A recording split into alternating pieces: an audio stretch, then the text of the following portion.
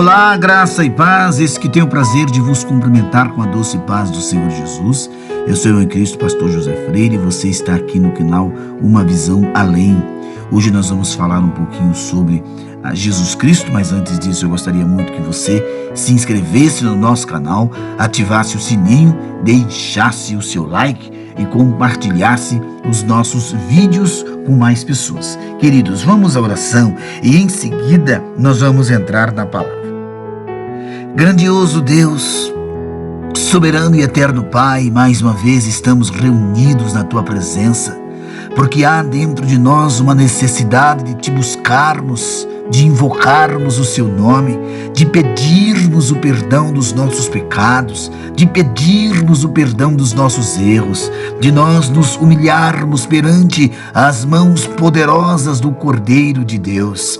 Mais uma vez, eu quero orar por todos os nossos irmãos inscritos aqui do canal, os que nos acompanham todos os dias. Ó Deus, aqueles que estão enfermos, feridos, machucados, abatidos, desanimados, porém, mas o Senhor conhece cada um de nós. Quero orar por essa pessoa que nesse instante se encontra triste, com ansiedade, com a tristeza profunda na alma, desta pessoa que o seu lar está sendo destruído, que a presença de Deus chegue neste lar, nesta casa, nestas vidas, restaure o lar destruído, salve um filho, a filha, o esposo ou a esposa, mas que a presença de Deus restaure tudo.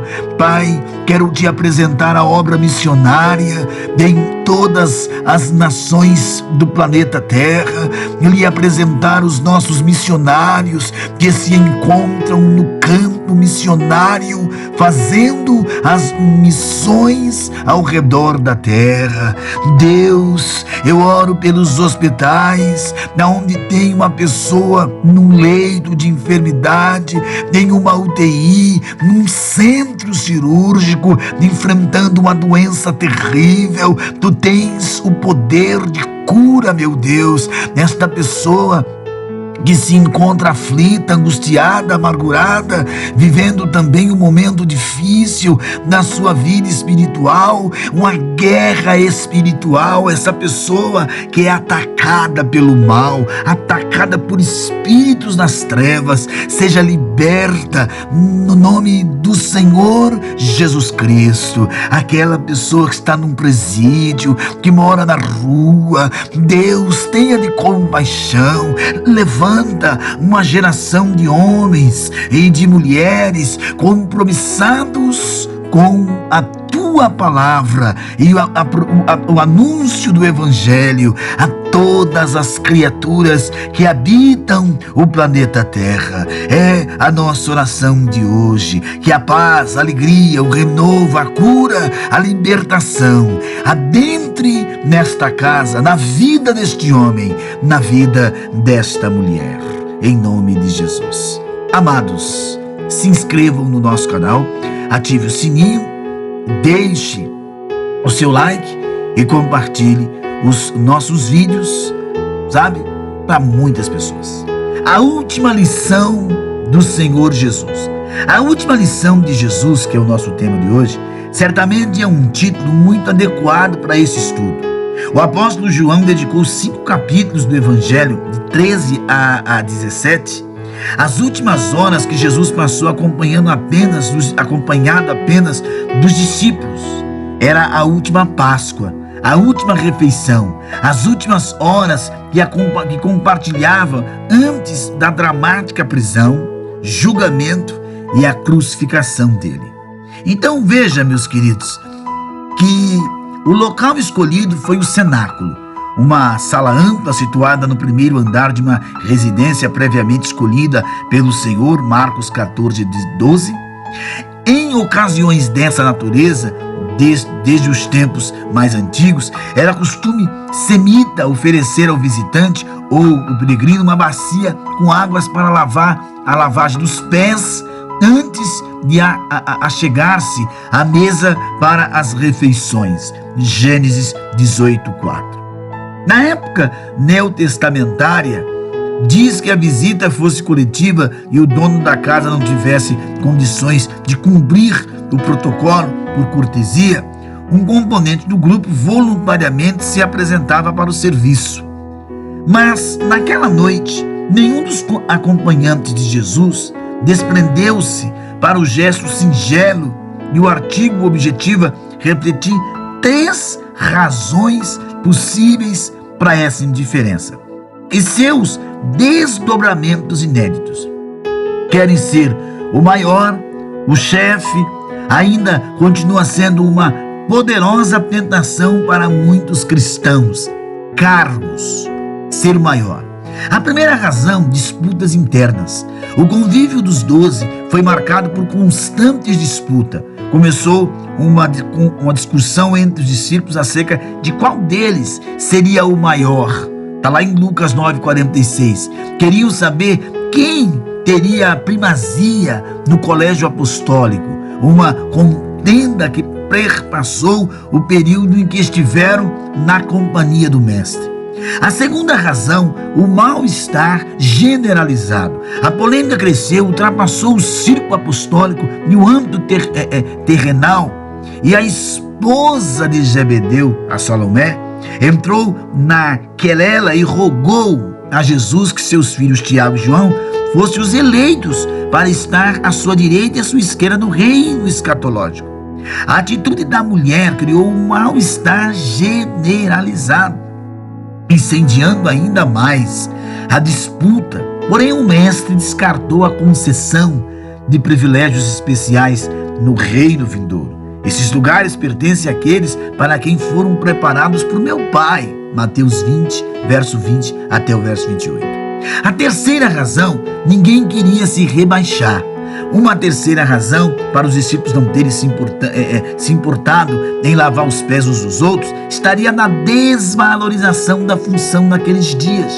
Uma ação extremamente humilhante, a miúde, relegada a um servo portador de alguma deficiência física, mental, incapaz de prestar a outro tipo de serviço, como afirma Cornélio, já reverenciado.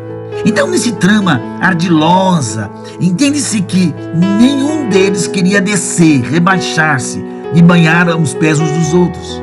Nunca seremos aptos para o serviço de Deus se não olharmos para além desta vida passageira. João Calvino escreveu isso. O gesto de cortesia tornou-se vergonhoso e desprezível naqueles dias, porém o mestre rasgou o seu ministério, Lucas 7,44. Deu-lhe ressignificado, atribuiu-lhe o valor da grandeza suprema, imensurável, transcendental em seu reino. No reino dos céus, bem-aventurados, felizes e abençoados são os humildes de espíritos e mansos e os famintos dos sedentos de justiça que choram, pertinentes, dos misericordiosos. No reino de Deus, se alguém quer ser primeiro, será o último, servo de todos. Aquele que se humilhar como uma criança, esse é o maior no reino dos céus. No reino de Deus, as coisas fracas confundem as fortes. Deus escolheu as coisas vis deste mundo e as desprezíveis e as que não são para aniquilar as que são, para que nenhuma carne se glorie perante ele.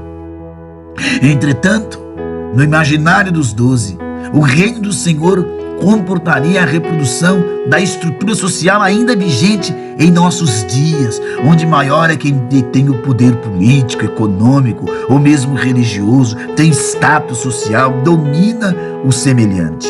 Mas o mestre não repreendeu seus pupilos, não ordenou que fizesse procedimentos esperados, não cancelou a refeição. Ele é o servo do Senhor, humilde, manso, obediente, Isaías 42. E calmamente perguntou: pois qual é o maior? Quem está na mesa ou quem serve? Porventura não é quem está na mesa?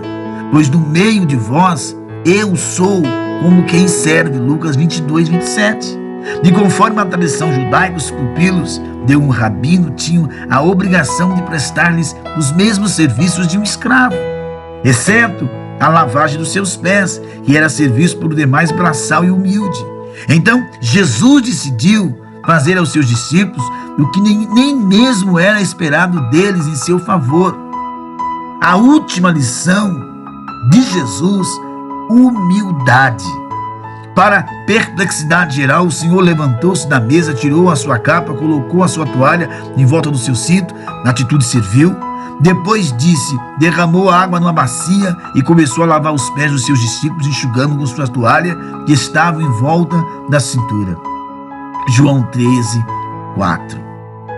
Com um gesto serviçal, Jesus rompeu mais um paradigma cultural naquela ação mestre-discípulo e ressignou o sentido de liderança para a cristandade e confidenciou que esperava deles dali por diante. Vós me chamais de mestre e Senhor, bem dizeis bem, porque eu o sou. Ora, se eu, sendo o Senhor mestre, vos lavei os pés, também vós deveis lavar os pés uns dos outros. João 13, 13.